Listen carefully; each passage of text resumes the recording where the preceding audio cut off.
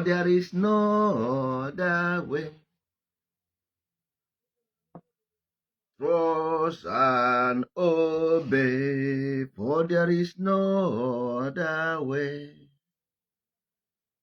Trust and obey, for there is no other way.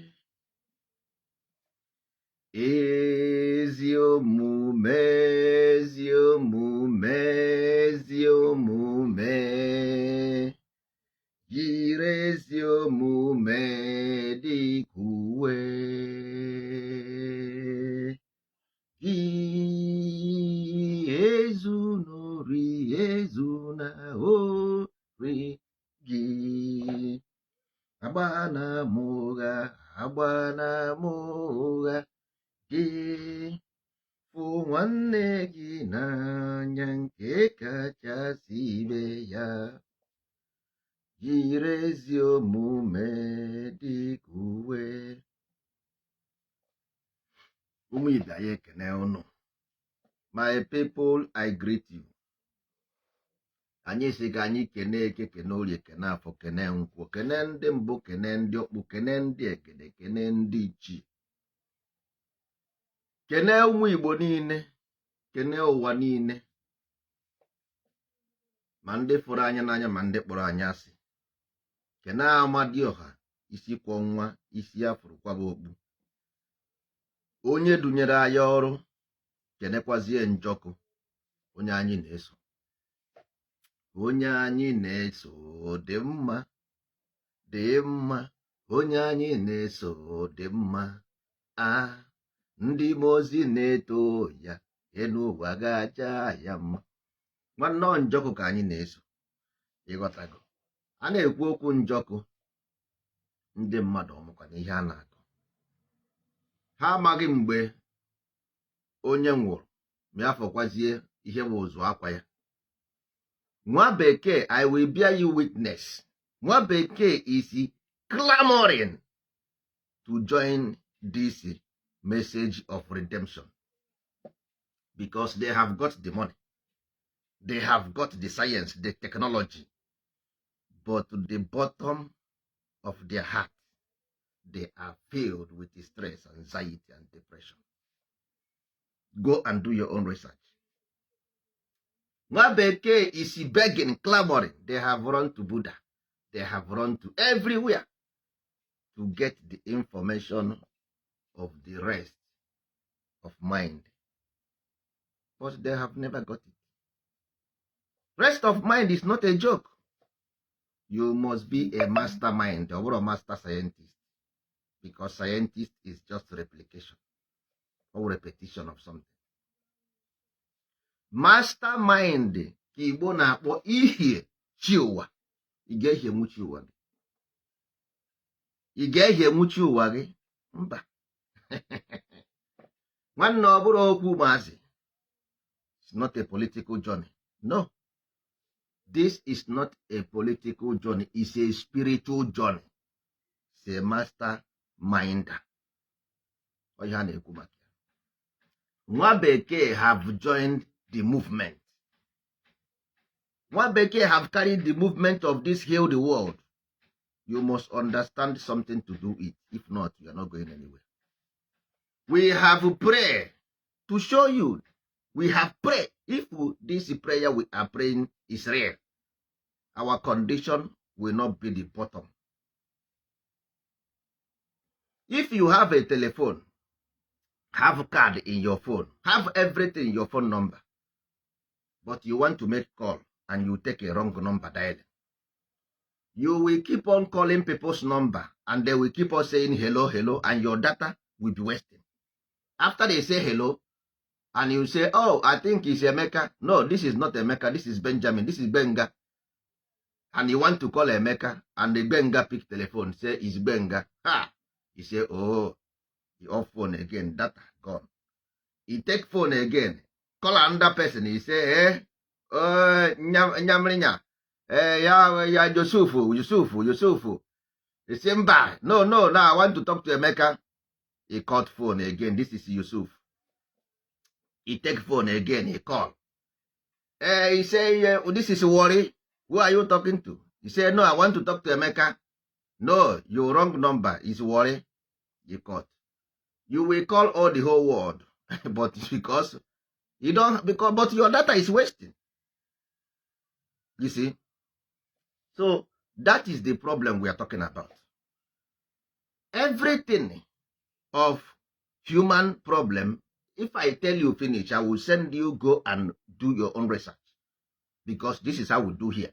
Here, we will tell you go and verify scientifically. The only thing wrong with science is because they know you don't understand. Science is good, but because they don't know you, they know you don't understand, they will tell you don't believe because you don't understand. But what about knowledge? Not about belief, we said knowledge. If somebody know how to build an aeroplane and you don't know how to build plane, and this scientist come and say, I have built plane, enter. Because you don't know how to build plane, will you say, I will not enter because I am not sure this plane will take me to my destination?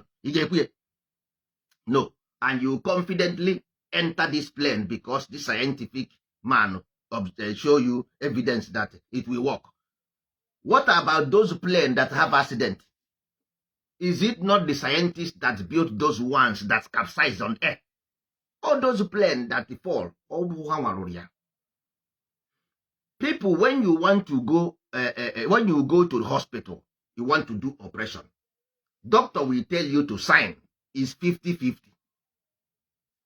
If this doctor is a degree doctor with certificate, why are they telling you to sign that something may happen?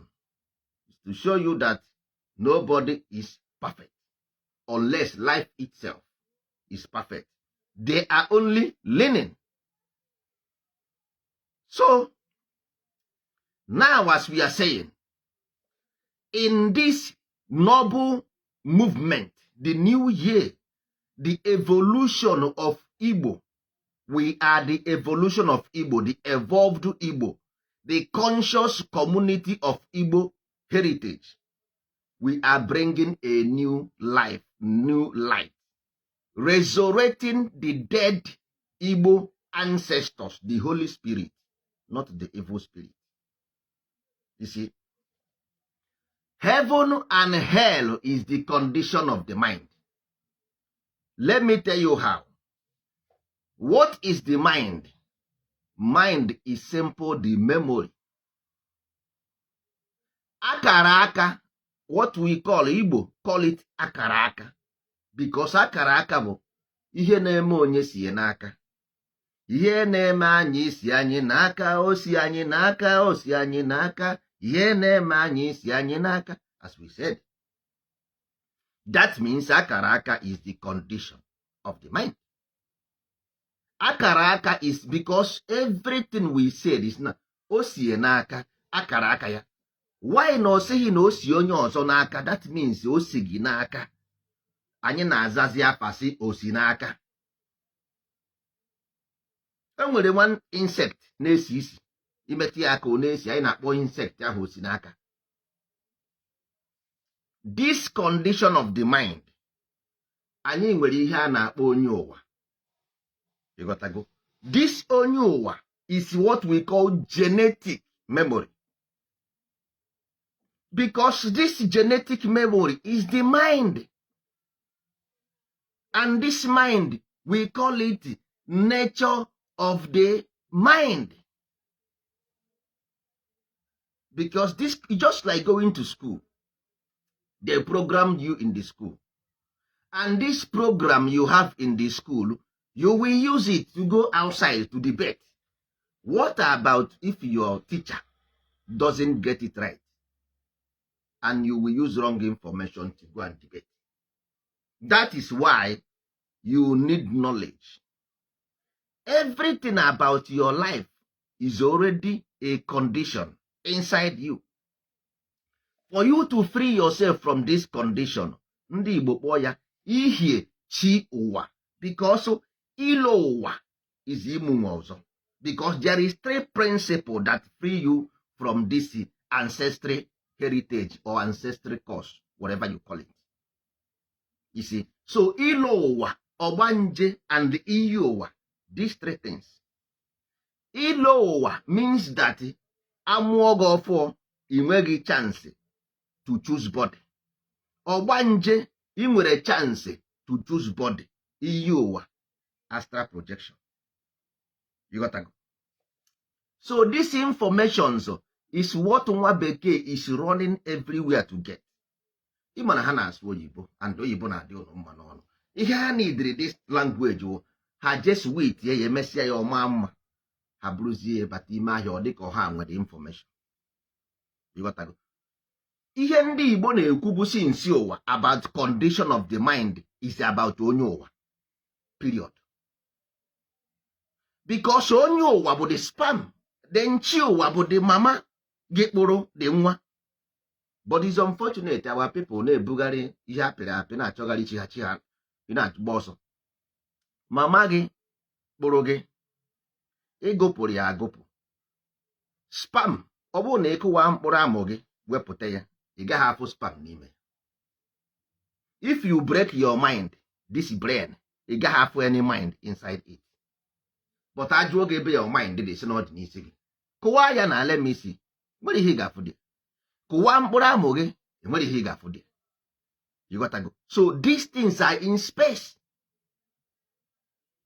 But when you have problem is when you go to a classroom and sit down. Somebody will bring some nonsense written by an, I don't know who, full of sound, signifies nothing. Begin to teach you as education. That is called indoctrination. Nwa bekee have seen this thing we are shouting since and they are crying now. Because all these things you see, conquest, all this fighting, wars everywhere is the same problem because they will go to school to convince children that human beings have this animal tendency of survival. But nature of the mind told you about Ogbanje, Ilowa. They are talking about this element of universe, elemental nature, talking about human nature, talking about animal nature. All these tendencies already we have them. We already have them telling you all these things are natures of life. Then you have to break away from them. You have to break away from these animal tendencies. Ndianaga kuziri mad na school. Nwabeke is crying already for this. They can never live because if you continue that way, you go extinct. The same thing that happened to Africa will happen to Europe if they go this way. If we Europeans keep on going to this animal tendency that they muzzle, Africa fall because of muzzle. Ichi simple means infinite knowledge. Ichi infinite, limitless, infinity. Ichi infinity. Iru agwụ bụ eternity. Iru agwụ. That is eternity. Ichi infinite. You gotta go. So for you to build something that is everlasting, the plane must have enough fuel to run forever and ever. That means it will not use fuel, it will use solar energy. Pump and play. You gotta go. But our people just been busy following someone who is already run out of fuel, looking for something to replace the nonsense they have. Don't just look them on television. But we are with them here. They are running out of fuel. Where you want to go, they are already running out of the fuel. All of you are there carrying cross, shouting. They want to do this. No. That thing will not do anything. You have to fight and break away from this condition of the mind. Nothing more, nothing less. If you break away from this shackle, the only when you can see freedom, development. If not, you are just believing in hallucination fantasies that will not ever give you anything positive. Do you know why we have so much tribalism, racism? Nwabeke is more tribalistic and racist than you because of this thing I'm telling you now. But only thing is that they have this economy, and this economy is tapping their ass. But I tell you, you can live, go and ask anybody in the Western world, you can live here for 20 years, you don't know your neighbor. Your neighbor that have one door to door with you don't know him. Go and ask anybody who live in the Western world. You don't know your neighbor who live just door to door to you. You don't know him. Here. So this lifestyle is what Nwabeke want to break away from. Because we have humanity. If you abuse any human right, you will be sick. You have sickness. Because abusing human being is like abusing food. Because if you abuse food, you become sick. Because your life is about etheric. It's ethereal. Because etheric is ethereal. Ethereal is ether, which is spirit. So your cells in your body is living by the spiritual force. So the food you eat should be the same with that cells. If you eat opposite, you will get sick and you will die early. So you have an obligation to clean your environment because of the food you eat through the air. Because you have 4 sources of food you eat. You eat earthly food, which is the physical food. You eat air food. You eat fire food. You eat water food. All those things must be cleansed before you eat them. Your environment is not good. Your fire food, which is your educational system, is not good. Your water food, water you drink, is not good. Your physical food doesn't pass any laboratory examination. No. So everything you eat is not what? Talk less of the condition of your mind. Religiously, you are badly conditioned. Academically, you are badly conditioned. Culturally, you are badly conditioned. Your condition is terrible. Everywhere. Nowhere is good. So if you just capitalize on politics, that politics will give you heaven on earth, I will tell you that your problem have not even started. The beautiful ones are not yet born already. So what we are telling our people is, let us understand this condition of the mind. That is where the problem is. You can break it, but it's not collectively break. It's one man, one vote. You gotta go. It's one man, one vote. You can break it by yourself, but by a martial art trainer. You can break the yoke by a trainer. It's one-on-one. Ndị Igbo sị gị onye na chi ya. Onye, because we know this. Nwabeke think that collectively they will go and sit 100,000 people in the church and one man will stay there, begin to tell them, they think it's work, it will work.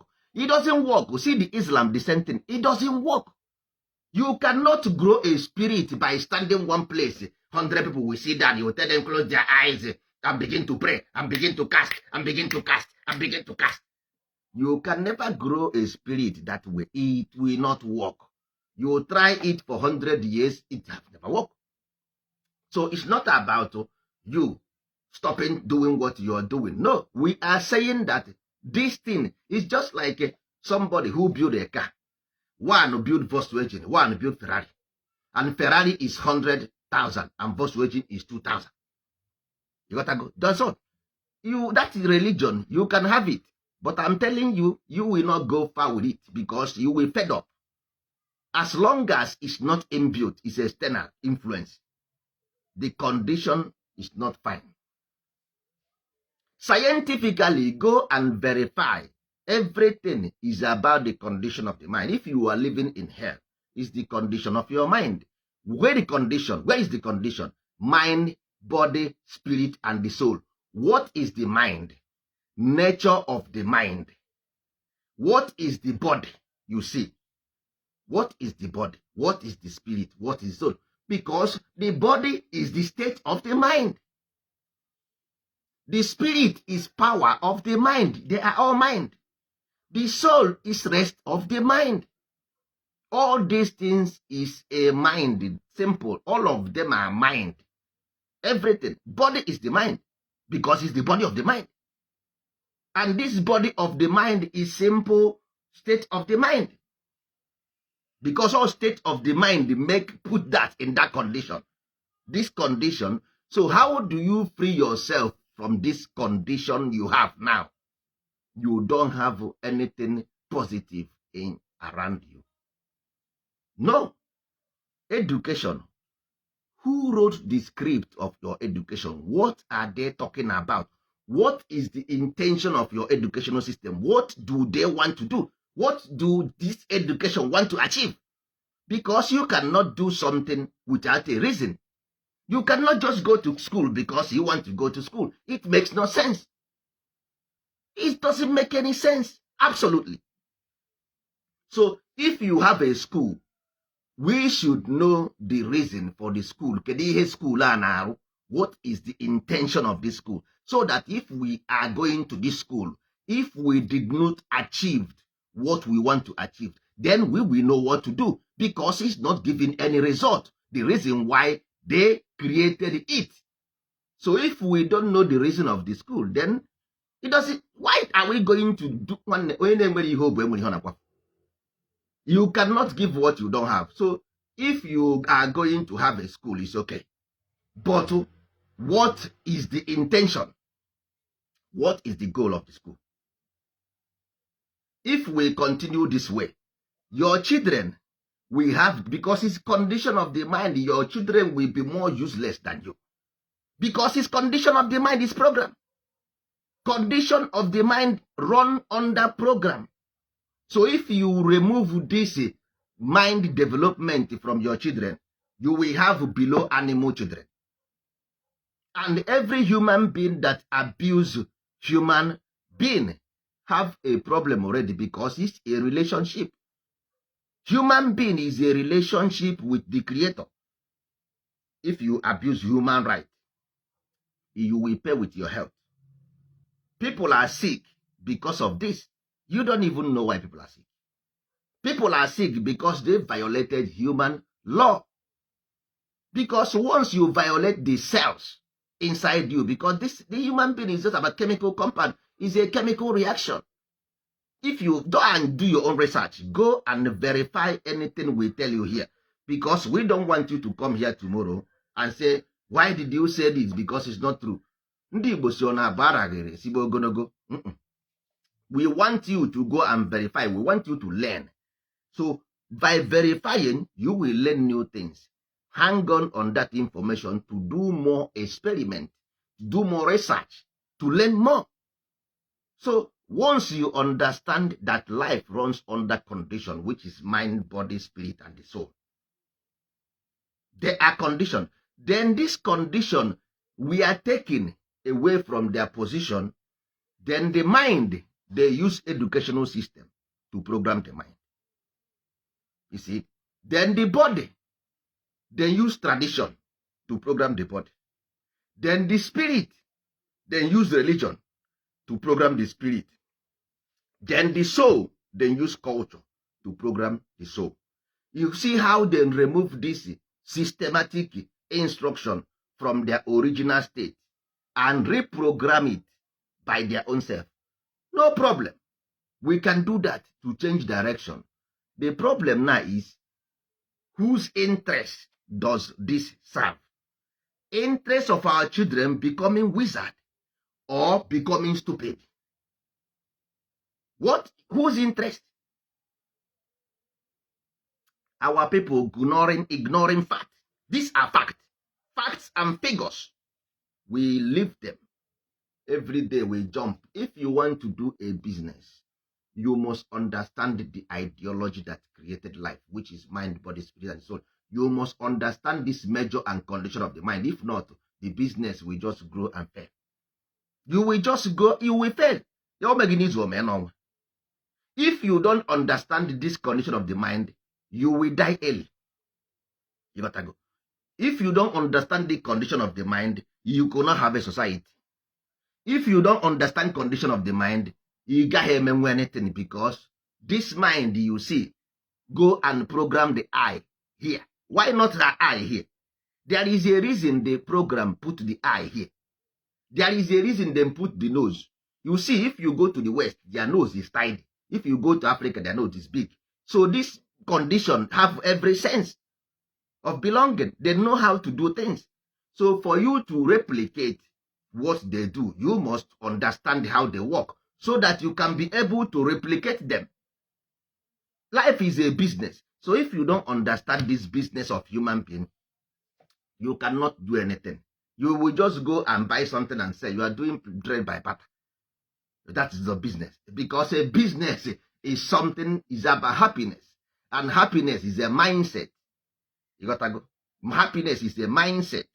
So for you to do business, you must understand this I'm telling you. Not just wake up in the morning and go to shop, open a shop, and you buy goods from Okeke, say to Okafor, and take commission from it. That is not a business, because whenever you sick, you don't have any insurance that says this business will continue. It's why when you sick, you will use money from your shop and go and pay for the hospital bill. Or if you marry, small time, or if you die, the whole wealth will go. So this is common sense. That is not way of doing business. It's not the way. I tell our people these things every day by day, but they don't understand what is collective interest. They don't have anyone. You don't understand what is collective interest. They have Islamic Bank, they have this. Do you know what is collective interest? Do you think that one person will have a bank and they flourish? Igbo people, they own bank in Nigeria. What have they done with it? All these banks you see in Nigeria today, what have they achieved without a collective interest? They're just building estates. Who will live in the estate? What will be the job of the person that will pay this house you are building? What can you get back? They use people's money in the bank to build the estate everywhere. All the whole estate you see, 90% of them is owned by these bank people and the government officials. Those people doing anyhow. You all this estate you are building, who will live there? Who will live in the estate if 90% of the populace have nothing doing? Or how? Okay, if criminals can only be, let me say 10%, they will not occupy that house. The criminals will go there and rob them because they are minority. Simple, they are minority. If they stole those money, finish and build those empires, the criminals will go there and rob them because they are minority. As simple as that. So if you don't understand the condition of the mind, that is why you see Africa suffering. They will blame everybody on earth apart from them. British, Africa, Europeans, everybody. Hey, 1885, good and fine. 1885, we are in 2022.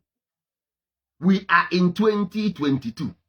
They came and they enslaved your ancestors.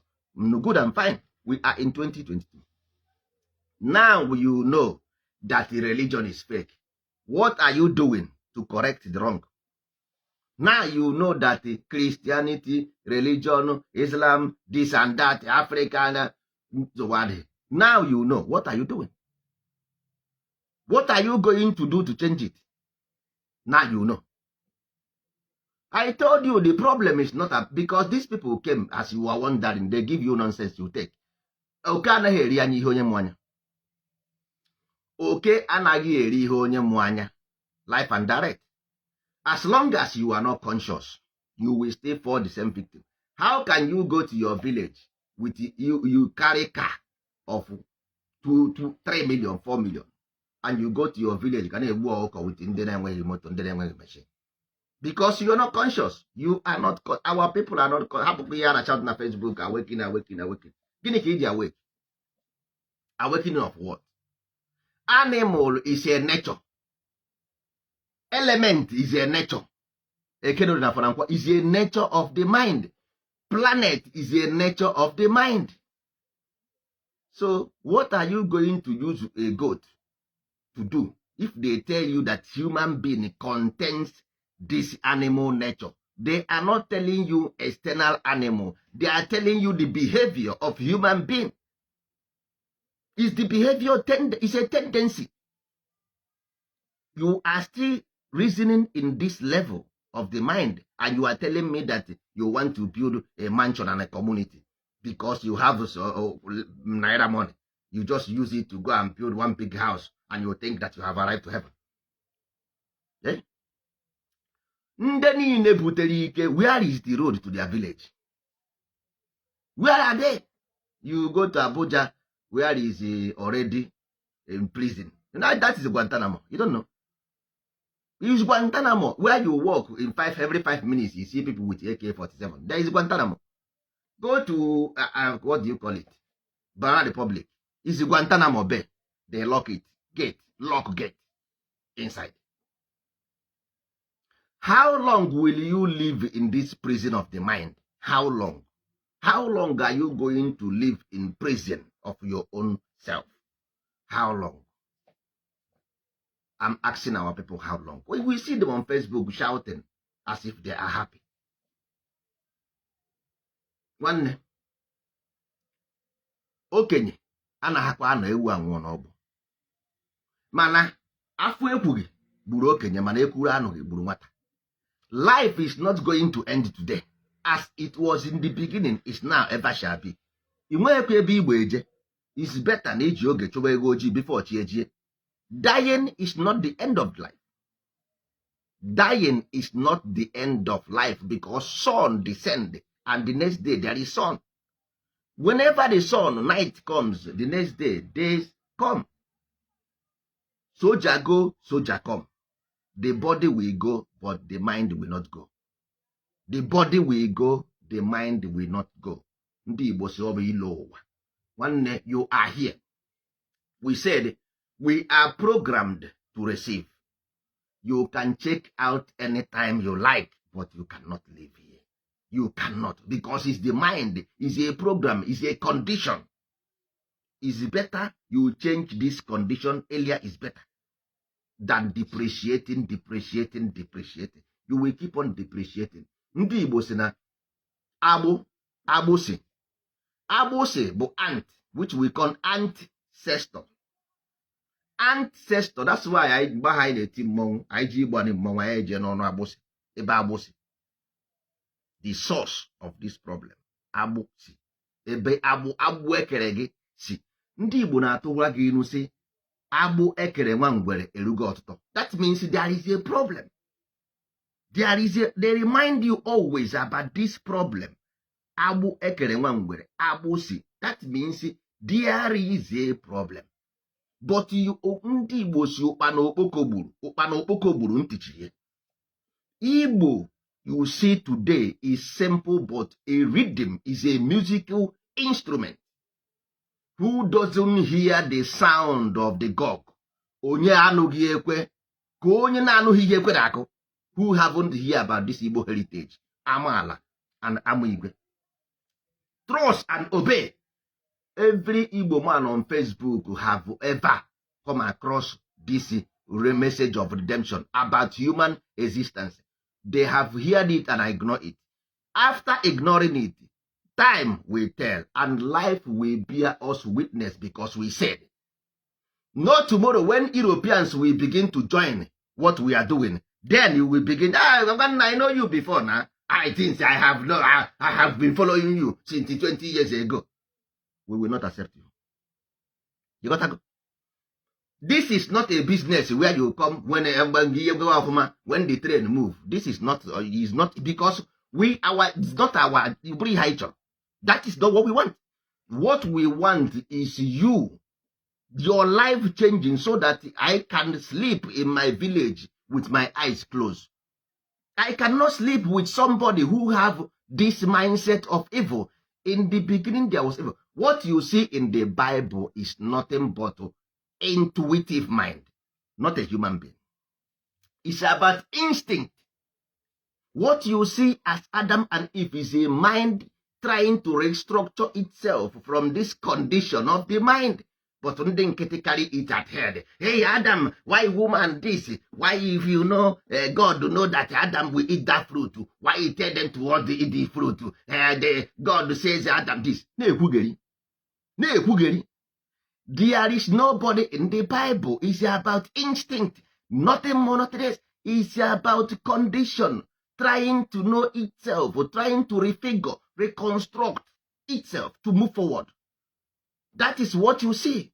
He said, I made you in my own image and likeness. What does that mean? It's him talking to himself. That's all.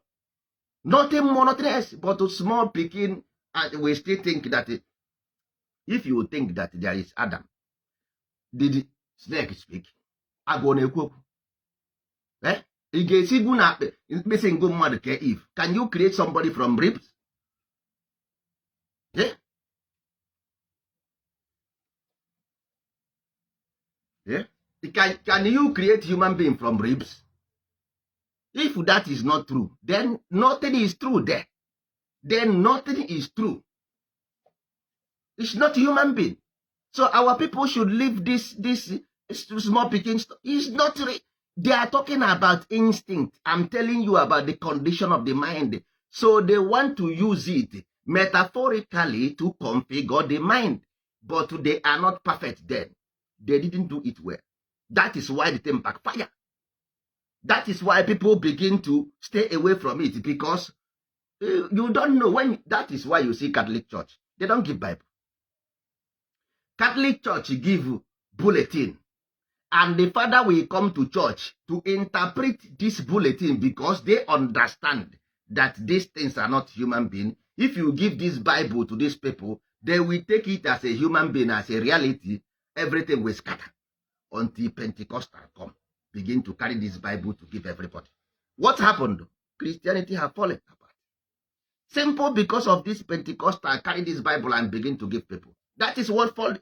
You go and take Catholic Church, don't give Bible. Then bring bulletin in the church, and the father will interpret that bulletin. Go and do your own research. Now, everybody will wake up one day and say, God call him. God call him to come and minister. He will go. Facebook. Go everywhere. Shouted. Eh?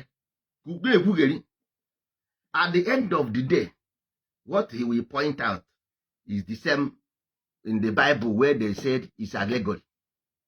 The Bible told you it's allegory. Go to John, go to Mark, go to Matthew, then say it's allegory. And you are pointing somebody that says he have problem of thinking, that he doesn't know how to think. He come to you to help him. And you are quoting the same book that it was written in allegory. Do you see why our people have been so much drowned in this nonsensical nonsenses? They have been drowned by the same people they believe they will help them. These people will not help you. You are only the person, but you must have the guts to break that yoke. Here, we have our own faith. Amala. Amala simple means in here. Here. Not tomorrow you go and start talking nonsense. It's a conscious community. What we are going to teach you is the knowledge of self. So that you know the nature of your mind. Your motto, 6 volts. Then you know that your 6 volts. You just have a engine motor, 12 volts. What we have to do is to train that 6 volts to become 12 volts. This is level of mind is growing. In the church, they make like everybody is the same level of mind. Why you in your house, and when they in a first floor, when they in a second floor, when they in a third floor? How can you come to a church? Everybody is intelligent, everybody know God. But if you go to school, they have primary 1, half primary 2, half primary 3, half primary 4, half is university. But when you go to church, there is nothing like that. It's not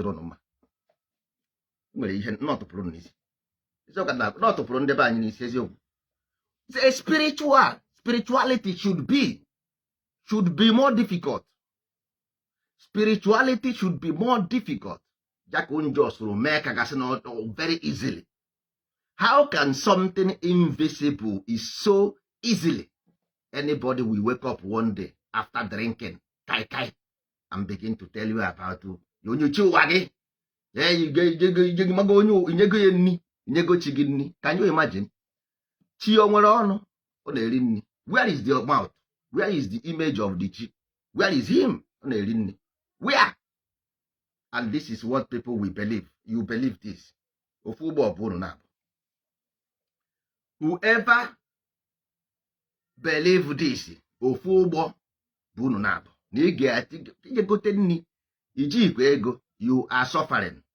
You go and buy a fowl and you take it to a shrine and you say, you bring this. Iji ikwe ego, this is ihe na-esiri gị, according to you, not me.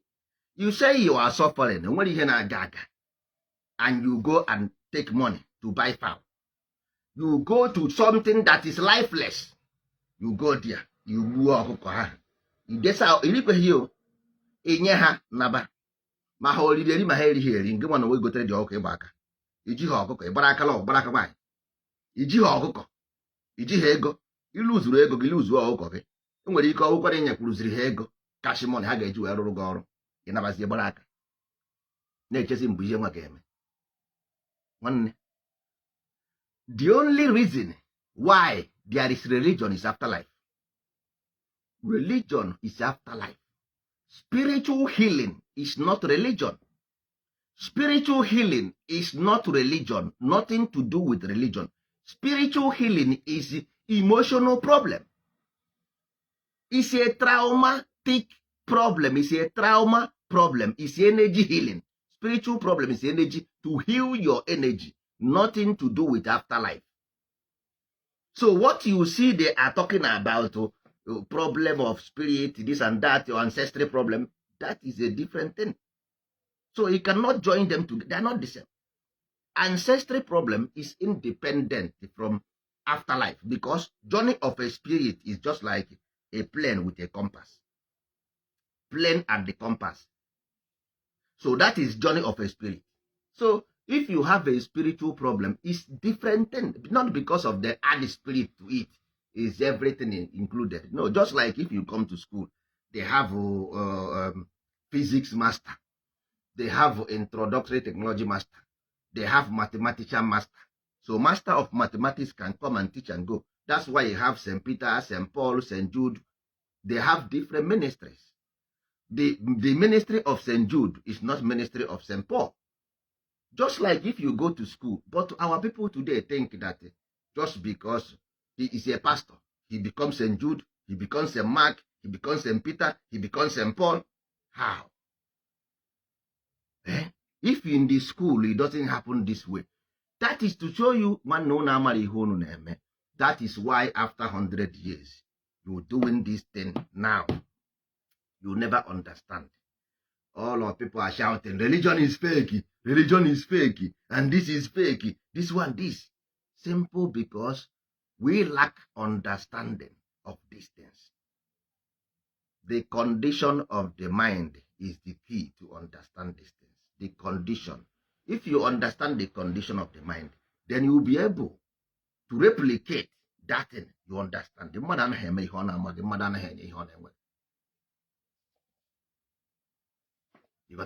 you can't give what you don't have, my brother. So our people earlier is better. We begin to understand. If we understand, it's a teaching. We will teach you how to understand this. It's not difficult. It's about concentration. About listening. Concentration. You understand them. It's easier. But remember, you cannot feed away your chi. Never. Chi anagi eri nni. Chi does not eat. You have nonsense. It doesn't eat. What we talk about chi is igbu ọchụ, which is to kill the body. How do you kill your body? By giving your body dirty food, which is not sun, because food the cells eat is a sun ray, which is electric food. If you begin to give the body nonsense food, that is how you go and kill human being, because you are eating something your mind is not familiar with. It makes you crazy. That is how you begin to violate human nature. Simple, because what you eat is what you are. If you eat rubbish, you think rubbish. You got to go. So, but our people think that all these important things, they doesn't matter.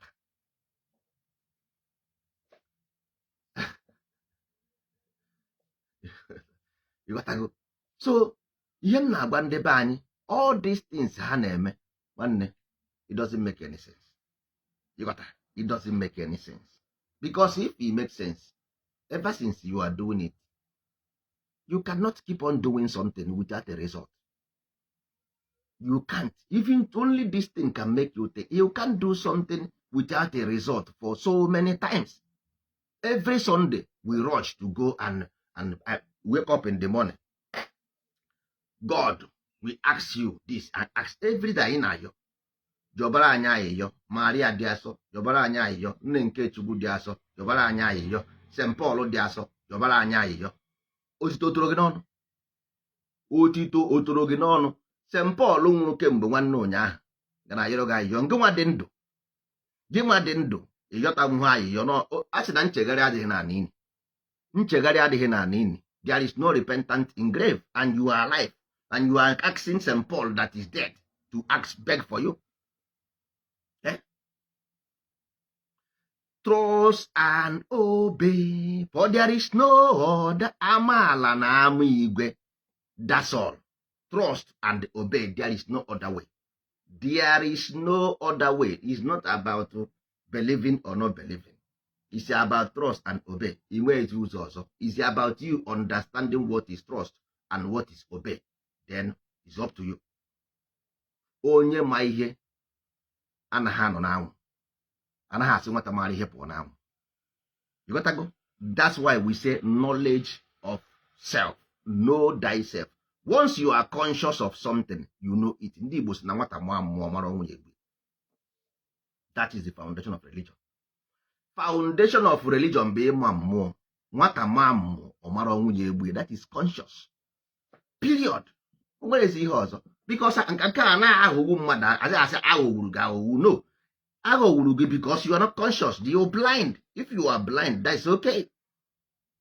If you are blind, then onwere onye ghọgburu gị because ifuru ụzọ igbe egbe ị na-achọ ebe ọkụ na-enwu. Egbe na-achọ isi nne ebe ọ bụ na ọ fụrụ ọkụ na-enwu, oche na-achọ isi nne ya. Ịghọtago? So ijere ịchọ isi nne gị, so onweghị onye riri gị, ngwụnwa bụ onye riri onwe gị. Iriri onwe gị because ị na-achọ isi nne gị. Onye na-eje na-achọ ihe ka a na-egwu wayo. Ịkpọọ m na fonu sị m, nwanne, enwere 300,000 nọ na akaụntụ m. Nsị ka akaụntụ nke ọgwụ.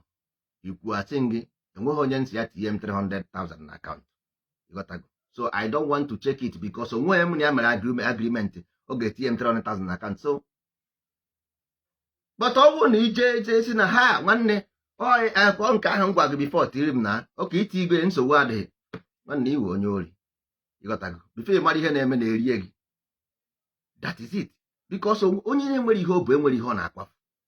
Ọ bụ gị je na egbe na-achọ isi nne ya, ije na chọrọbi na ncharafi, iru ebe ahụ esi ha onweghị ihe na-aga na famili unu eji wee mee nke ọzọ erie ha gị.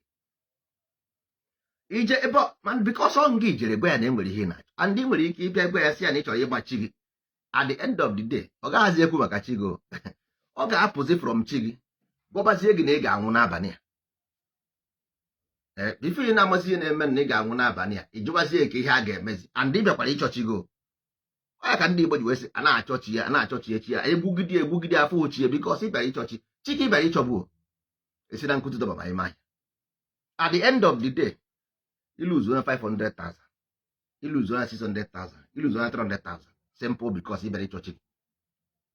Chi gị anakwaghị efu efu. Ị nwere ọrụ ị na-arụ, nwa aka ọrụ ị na-eme, nwe ihe ị na-eme.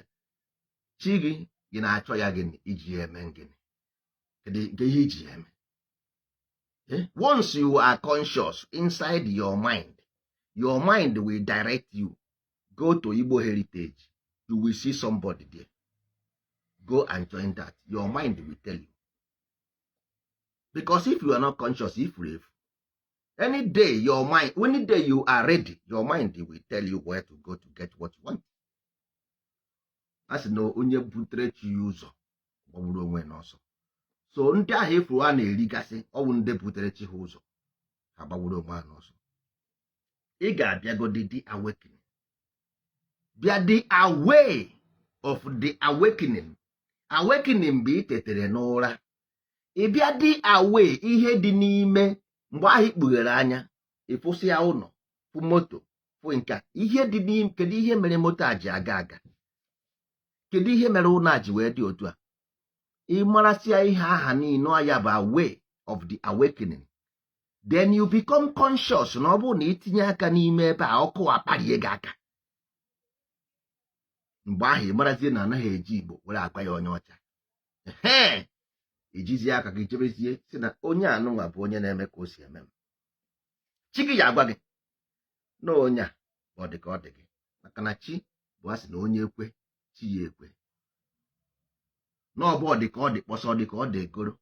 Chi gị apọintiziri gị aka ndị ọ dị ka ọ dị gị, ị gaga miti ya. Mana ọ bụrụ na itetebeghị n'ụra nwanne, o mesịa gị so mama sụwara m ya ihe ga na-anụ iti ha n'aka ebe erie ha gị. So mama sụwara m ya iti aka ebe erie ha gị, iti aka ebe erie ha gị. Ihe ga na-anụ wee nye ndị ebe enye ndị ebe ahụ, enye ndị ebe enye ndị ihe ga na-anụ that side. Erie gị ebe erie gị ebe a. Ịkpọzie nwanne enwe dibịa ịma biko isi a gị na ọsị gị nne erikọtana m ebe ọ bụ na njere enweghị ihe n'ebe a na-emekwa biznes m emechiene ahịa m aja na-eji m ezigbo ego bifo na ego m akwụna na amasị m mgbe ihe na-ego aga.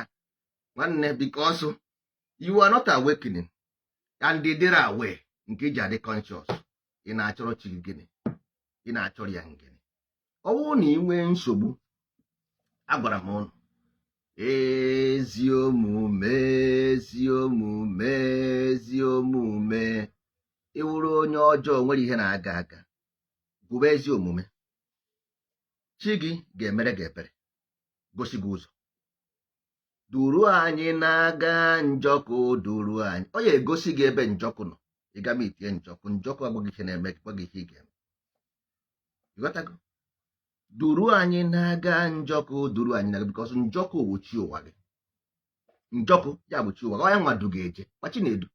Ọ njọkụ bụ chi ụwa gị, ya du ga-eje. Chinedu ma ọkwa ihe na-aza. Because our people don't understand their own knowledge of self. Onwe ha amaghị onwe ha.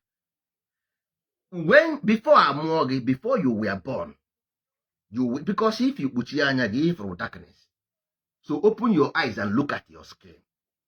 Ọ na-eji oji and ikpuchie anya gị ifu darkness and ikpupe anya ifu the skin color of darkness. That means you are dark, you are black. Ikpuchie anya mmadụ nwụọ anwụọ, ọ na-ekpuchi anya. Inwe na ha afụzi ụzọ, ihe ga na-afụzi bụ darkness. Ọkwa eziokwu. That means that is the normal explanation. That means ịnwụọ ihe ịbụ before ịbụta ụwa. Ewu na ị na-anya anyanwụ pụta n'ụtụtụ, amụọ na ya anyanwụ awana. That means onye ọbụla amụrụ n'ụwa anụnwa aghọọ na anyanwụ, ọghọọ na nwa son. Once ị nwụkwara ịghọọ ọnwụ ọnwa, that means ọnwa jikọta nwụọ na ọnwa na ịghọtago. That means ị bụrụ onye ojii na ịnwụọ na ị ga-eje n'ọnwa ma ọ bụrụ na aka gị dị ọcha. Because ọnwa asị oriọma na ọ na-eri ọma, ala na-achọ ndị ọma, ụwa na-achọ ndị ọma. That means ọnwa na-eri ọma, ori ya ọma danger. My father si na-eme ure, father siri ure, father siri ure. Ndị ahụ na-eji ime iti ha siri ure because ha ji mmanya gbara ụka. Because ha aghọtaghị the secret ebe anyị niri ozu, because ọ magic. Ha amaghị ebe anyị niri ozu, nọ n'isi ka anyị niri ya. Ori ya ọma danger. Ọkwa dịkwa my mother dị danger, but ọwụ na ijiri aka ọma nọ n'ire ọma ka eji neji aga n'ogu, ijiri ire ọma bịa ọ nabata gị. So once ị nwụrụ, ọ bụ ngụnwa ga-anọ na onye ojii nọ n'ụzọ, n'ọnụ ụzọ na-eche nche, because na onye ojii bụ ọnwa, onye ọcha bụ ọnyanwụ. Ịghọtara? Mana anyanwụ ga-abịa jekwuru ọnwa, tụba ọnwa ime, anwụ wee kpọrọ ya nwa, because ọnwa bụ carbon na-akpụ nwa, ọya bụ ndị ọkpụ. Ịghọtara? So gịnwa na onwe gị bụ the satellite that pass information to telephone to distribute communication. But it's unfortunate, onye eji amat bụrụzi onye eji aka ọnụ. You are the one supposed to teach them about spiritual knowledge, because they are spirituality. Ngịnwa bụ spiritual knowledge. Ngịnwa bụ conscious, which is spiritual knowledge. Nwa bekee wụrụ spirituality, so which is belief system. Ngịnwa bụ faith, ha nwa bụ belief. So without faith, belief is nonsense, because there is just like empty vessels, empty drum. So without you inside that Mwabeke is nobody. That is why they say they go to Egypt to study, because Egypt means black. To study black is to study science. But the scientist itself become a novice, a non-entity, because o butere chi ya ụzọ. Onye butere chi ya ụzọ gbagburu onwe ya n'ọsọ.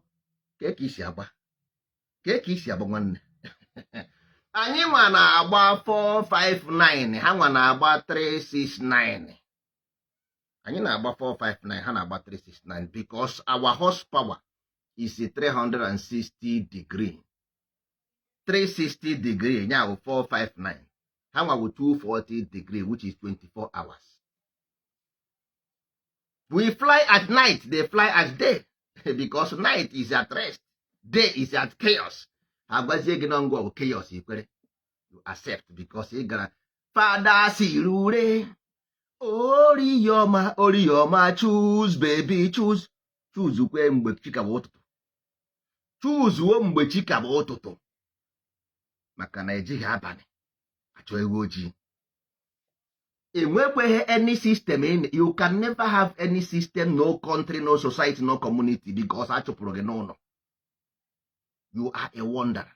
If you are no onye bi n'elu ukwu osisi ruru n'elu, a na-arụ na enu ukwu osisi. Enwe na-ebi n'elu osisi. Enwe bụ onye na-enweghị uche. Nwee nne, nwee nna. Nwee nne, nwee nna. Ọ ya bụ enwe. O bi n'elu osisi. Enwekwe ihe ị ga-emebe ozi condition ị nọ, as long as na ị na-aga na-efe ihe apịrị apị. Ka m gwa gị otu ị nọ. Iwuru nwoke bụrụ nwaanyị, nke ọbụla ọ sọrọ gị bụrụ, ị gaa na ya adị gị fụ your partner n'elu bed nke iji ego gị wee ego, ka ọ na-akwọ ịkwọkịrịkwọ wite onye ọzọ ịkwọkịrịkwọ n'elu bed nke iji wee ego gị wee ego. Kedu ihe ị ga-eme? Ma ịma ihe ị ga-eme, ị ga-akwụgodo ụdọ, ọ ị hapụrụ ya ụlọ, ị ga-emerịrị ofu ihe. Ịghọtago? Ị ga-emerịrị ofu ihe. You must do one.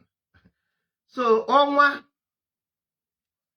ka a na-akpọ eze nwanyị nne nke Njọkụ, ịbụ nne nke ọra niile. Ọnya nwa bụ Black Madonna na-afụ aha Njọkụ. Unu rie ji na Ọgọst, ndị erie na December. The intention is to give gratitude to aha Njọkụ nke kpụrụ nwa. Unu mgbe ọ chọrọ unu mana aha Njọkụ nwere ha dị so simple because of arrogant, just arrogant.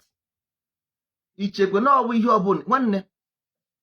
Ọ bụrụ na you can be in a right place in the wrong time. Nwere isi ịchọ na-achọ ọrụ, enye gị appointment 9 o'clock be 11 o'clock. Ịma ha na anyị were gị onye ọzọ. Ịmaghị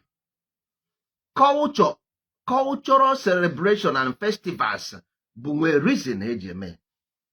So aha Njọkụ nwere reason we do it a particular time, because any sperm that did not make it 3 days before agaghị abanwu di, because nwaanyị produce ovary only 3 days ka the ovary na last ọnwụọ. Only 3 days it last, it die. So if somebody die in our land, you have to put the person in the ground within that 3 days. Ka tụọ ya ime. So ọ bụrụ na the person nwere ọkụ n'ime ya, mgbe ahụ itinyere ya ebe ahụ ọ banye, ọ tụrụ ime, then become a new life by his own self. Unu aga were eti na mortuary, froze the spirit. Ọ ga-abịakwara unu ụgwọ. Ọ ga-abịakwara unu ụgwọ, because unu ekweghị ka o ruo ebe ọ na-eje. Mgbe ọ bịachịtasịra na ezinụlọ unu etibe je kpọọ ndị prọfet na-amara ihe a na-akọ, ezuzugharịba kọgheribe. Within 3 days ka sperm na-anọ. The same way mmadụ nwụọ, the spirit na-anọ 3 days before they infuse. Ihe na-akpọ ya collide, nuclear fusion, because spirit will gas. The body die, the gas will collide with fusion, form a helium. Ọ ga-eji wee pụọ. The same thing rocket na-use wee pụọ. Unu ewere ya gati na mortuary, froze ya.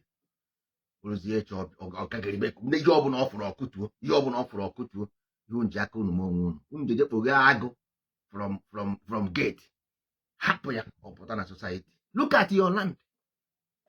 ihe m na-agwa gị ihe ahụ more than half of your generation is living wandering. Ghost is gas. You don't see it because of density in your body. Your body is formed of density of the earth. That is why you don't see ghost. But vibrationally, ghost exists in gas. Ihe ifuru n'enu kpakpando is nothing but spirit of the ascended one. The stars you see is the spirit of ascended one. Let me tell you how. Then tell you that na mmadụ na-eje n'igwe, people go to heaven. Yes, because the stars nọ n'eluigwe bụ human being. Why? Because before you were birth, before amụọ gị gas, then you are existing in a body. After you die, you become gas. Ọrụ na inweta enough velocity, if you gather, because the reason why the spirit is in the body is to gather a velocity to fly.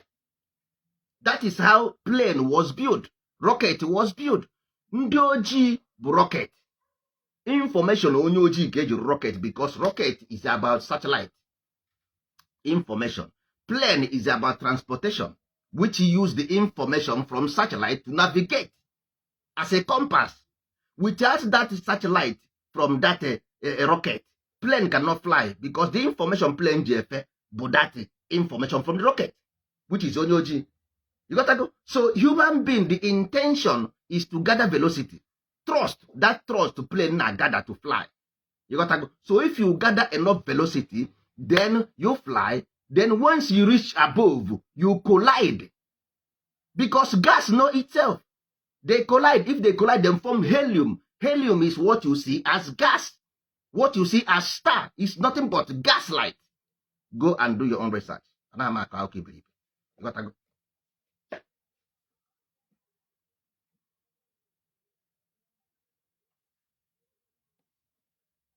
No, no. Well, that is not what I said, because as in body, because human being on a body, human being on our inside body. So if somebody die, this gas need 3 days to go out of the body. Or I think you need to bury it. I said the body need to put, because if the sperm did not go inside a woman's ovary, it will not ferment. For there to be a fermentation, that is how you take seed to put on the floor. The food germinate. Anytime you put seed on the floor, the seed germinate. So human body contains this spirit inside. Even though the body is dead, but the spirit never leave the body. After 3 days, the spirit will leave. That's what I said. So don't misquote it. You got to go. So that is it, my brother. There is nothing more. Life is yours. Whatever you like, you can live. You got to go. So nobody is telling anybody to change their way. I am only telling you what we are doing. If you want to comment, you are free. But we have principles. We have ethic. We have value we follow. If you don't make it that value, you cannot be part of us. Because we want one mind. As an annual command for gas. For hydrogen. Because it's nitrogen. Mamre will nitrogen. Go and do your own research. That's why this okwu is going to same place. It's about life. To be healthy, you require sacrifice. If you eat whatever you like, for you to be healthy, you cannot eat what you like. If you eat whatever you like, healthy. No, my brother, you have to ask. I say misquote. I want a question. I say misquote, not a question. Because if we ask a quote, so that's why I say no. Quote. Because I say everybody can ask question. Whatever you like, you can ask. It's okay, you are welcome. You got to go because just condition because they don't ask questions. You got to go. Why our people is like this today? Because they don't ask questions. Juju ask questions. Once you ask questions, you will be freed from this bondage. Ngwere. Ekere ngwere abu. Abusi. Kifra abusi. Abusi akpi. Mgbe ha nke ihe mere abusi ji wee tọ. Abusi tọrọ atọ. Because ọ akpi. Akpi bụ anụmanụ na-enwe ngu and akpị gbagha n'onwe ọnwụ. So akpị aha bụ nke aha garanụ ịga chọọchị ya, ịghọtago, o wee jee buru chi ọzọ. Nwanne, the worst thing ị ga-eme chi gị bụ iburu chi ọzọ, because isi nwanne, chi nwe ndụ go, chi nwe akụ na ụba gị yo, otu ọ sọrọ gị yo, were ya mee ije ge buru chi ọzọ, ije buru chi ọzọ, ti ọwụja na-anụ gị. Njọkụ bụ a symbol of a higher self. It's a symbol of a higher self. So once you attain that stage of higher self, inside you, you have become conscious. Ịmụnye gị ọkụ nke ime mmụọ, ijide gị ọkụ. So it's about you and you and you. Ọ ka amụnyere gị ọkụ nke ime mmụọ. Ị gaga buru ihe mmadụ buru n'isi. Ka na-akpọ ya o meworo m ya, o meworo. Ka ekwu ntị agụrụ egwu benediction asef. Egwu benediction ọ na-agụ baisi ọkụlọkụ n'oburu cross na-akpagharị na-akụghịrị n'oburu cross. Nwanne a sị gị carry your cross. Chi gị wụ your cross, carry your cross. Ị gaga buru ihe ọzọ na-akpagharị. Chi gị mesịa gị ihe, chi gị mesịa gị ihe, ochie gị ọnụ naanị. Ọgwa gị na ọnya bụ chi. Ihe wụ mmadụ. Mmadụ human, which is mortal. Chi bụ immortal. Our own agenda is to become a starlight, to go to astral projection, which is out of body experience, to move, leave this body when they are alive, not when they are dead. Because all he bụ na ndụ gị ga-abụ n'ọnwụ. For you to be able to fly when you die, you must send the satellite when you are alive. So ịnwụzie, ọ bụ ọsa na nne ya nke ahụ debere n'elu, satellite ahụ idebere n'elu, that satellite, because ọ bụ magnet, the same magnet ji ọnwa, ji anyanwụ, ji stars and destiny, all the same gravity. So that satellite isendịrị mgbe dị ndụ, mgbe nwụọ, that gravity nyanwa ga-eme gị attract, nyanwa ga-collide with you, nyanwa ga-adọkpụ gị. This is when they go and investigate how they build rocket, how they build plane. All these things are there. But isi na-ebu ogidi mana isi na-akara aka bu ogidi ọwarị, because you need a large brain, a large memory to be able to communicate n'oyibo. Ịpack with this information. Ifu okpoko isi na-ebu ibu. Isi okpoko na-ebu ibu because o bujuru isi, because o jere nye nne na nna ya n'isi mgbe ha nwụrụ. Information bụ n'ime isi ka ọ dụrụ na classroom.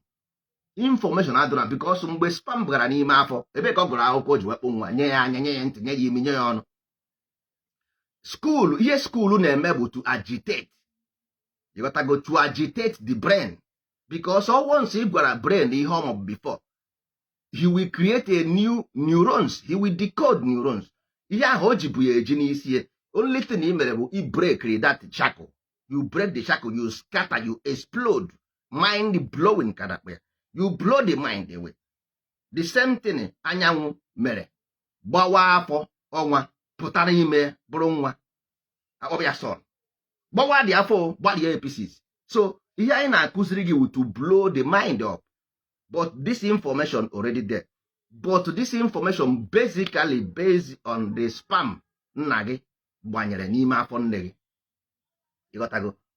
Ọ bụ ebe aha ga-abụ because ya bụ onye ụwa gị. Onye ụwa gị bụ your mind. And this mind came from this information. So ọ bụrụ na ị nwere enough data in your memory, ị nwere enough data, then of course you will have more information. We will feed you with knowledge. But ọ bụrụ na ụbụrụ eke ka ibu, ma akwa na ị need more work, we have to work more on your brain so that ụbụrụ gị wee grow more and more, because ụbụrụ eke maka ọ na-adị.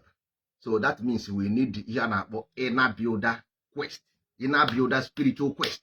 That means one-on-one interactive information so that we can grow your mind. Inner Builder Academy is coming, is on process. Inner Builder Academy contain dibia, ịgba afa, ịchụ aja na diala, which is 4 things contain. These 4 things, dibia na-ekwu maka this content a na-ekwu, the condition of the mind a na-ekwu okwu. You got to go. So this thing abụrụ something about ebe akọsi akụkọ obie na akụkọ mba, ọ bụrụ ya ka a na-ekwu maka ya. Everything about life is easy, but ọ bụ anyị nwabụzi ndị ọ dịara ka ya nwa agba ihe anyị nwere ike ime ka ọ dịrị anyị na mba. Life is about symbol. This condition of the mind, if you go out in the morning, what you will see is symbol.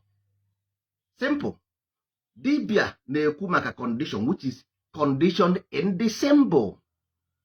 Igbo afa na-ekwu maka gene, which is sign. You got that? So ịchụ aja na-ekwu maka slogan, which is logo. Then diala na-ekwu maka trademark. Life anaghị asụ oyibo, ọ naghị asụ Igbo, ọ naghị asụ Hausa. Yo ji ekwu okwu sign symbol and sign symbol, that's all. Slogan and trademark. Ọ ihe ọ na-asụ. So in Inner Builder Academy, anyị ga-akụzi maka this onye ụwa, chi ụwa, mbụrụpụta ụwa. Onye ụwa contain 6 steps of life. These 6 steps of life ka a na-ekwu okwu, which is mind, body, spirit, soul, personality, and the self. O hikwere nne, because also mind contain 5 different teachings and classes. So we have 98 different classes in Inner Builder. 98, apart from Igbo heritage, which is 900 pages. So overall, so Inner Builder Academy is about changing the figure of human life, which is free, borderless education. This borderless education enweghị limit is about astral projection to become a starlight. That place ka anyị ga-agwa gị the reason of human being setting up industries. Ka ihe ha pụtara. All these foundations ifụ n'ụwa, what is the reason for it? Why are we living difficulties? Why is life so difficult? Why are we so materialistic in nature? All these things nwere ihe ka ọsọ ya. If you want to be rich, there are things in life that will make you rich, not everything. Because onye na-achị ya, ngụnwa na onwe gị, ọ ngụnwa na-achị onwe gị. Ịhapụzi ebe ọ dere gị jebe ebe ọzọ, butere onwe gị ụbịam, ruo echiche onye ga-ebule. Ọ mmadụ na-eji aka eme onwe ya ogbenye, onweghị onye we ogbenye. Ndị Igbo enweghị ha pụọ mana ihe ogbenye ka anyị nwere, ndị ogbenye nyere aka. So ọ bụghị pụọ nke pụọ ndị ọcha. Ndị Igbo niile nwechara mbụbọ ebe a na-akọ ugbo. So ọ bụrụ agụọ. Ọ anyị nwa onye hapụrụ be nne na nna ejebe Lagos, onweghị nna, onweghị nna na Lagos, onweghị ana na Lagos. Ọ gaghị agụ ga-agụ ya na. So ebe a ka ị mere onwe gị pụọ. So by living your inheritance, you become poor by that. So ogbenye abụrụ pụọ. Ogbenye dị iche. Ogbenye bụ ndị, that is social worker. Ndị ogbenye nyere aka. So ụmụ ibe, anyị sị na ọ ga-adịrị na mma. Anyị ga-eweta okwu anyị na njedebe taa.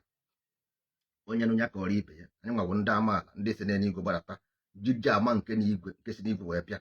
Amaala bụ a community. The intention is to spread all across the globe to preach this gospel of redemption. Every human being must be free in the mind and be a free human being. So whatever you want to do, ọ dị gị n'aka. We will be more stronger and collectively strong than now. Because kịta na ihe ụwa nwere ikekete orie. What you have in human being today, ikekete orie. Ekworo, anyaukwu, greed, oke ọchịchọ, ego, criminality, conquest. Ụzọ a ka Ebenezer eje nwe ebe nwa. Ọkwa ka Ebenezer eje nwa. Ndị ọcha na-emewe ọfụma. Nwanne bịa hia ga ịfụ ha na-emewe ọfụma. Sọsọ ọgwụ ka ndị a na-aṅụ na mmanya. Ọ dịrị na mma.